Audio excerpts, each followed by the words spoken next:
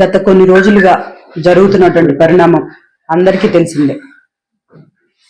ఈరోజు ఒక గిరిజన బిడ్డ ఎదుర్కొనే శక్తి లేక ఎన్ని కుట్రలు కుతంత్రాలు చేస్తున్నారో నిజంగా ఎంత బాధాకరం అంటే,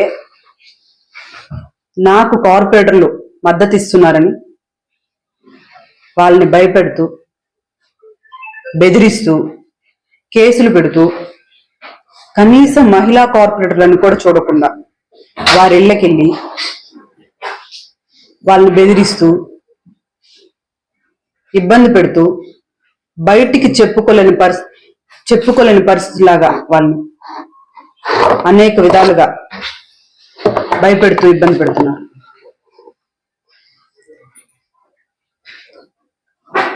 నాకు ఈ మేయర్ పదవి ఇచ్చినందుకు గాను జగన్మోహన్ రెడ్డి గారికి ఎప్పుడు మేము రుణపడి ఉంటామని, అదేవిధంగా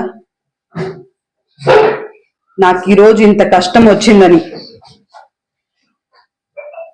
గిరిజన దళిత నాయకులు నాకు అండగా నిలిచినందుకు వారందరికీ కూడా నేను రుణపడి ఉన్నానని తెలియచేసుకుంటూ, ఈరోజు నా మేయర్ పదవికి రాజీనామా చేస్తున్నాను. రేపు మార్నింగ్ వెళ్ళి కలెక్టర్ కూడా అందించడం జరుగుతుంది. నేను మేయర్ పదవికి మాత్రమే రాజీనామా చేస్తున్నాను. ప్రజలకు ఎప్పుడూ చేరువుగా ఉంటాను. వారి ఆశీస్సులు మా మీద ఉన్నాయని మేము అనుకుంటూ,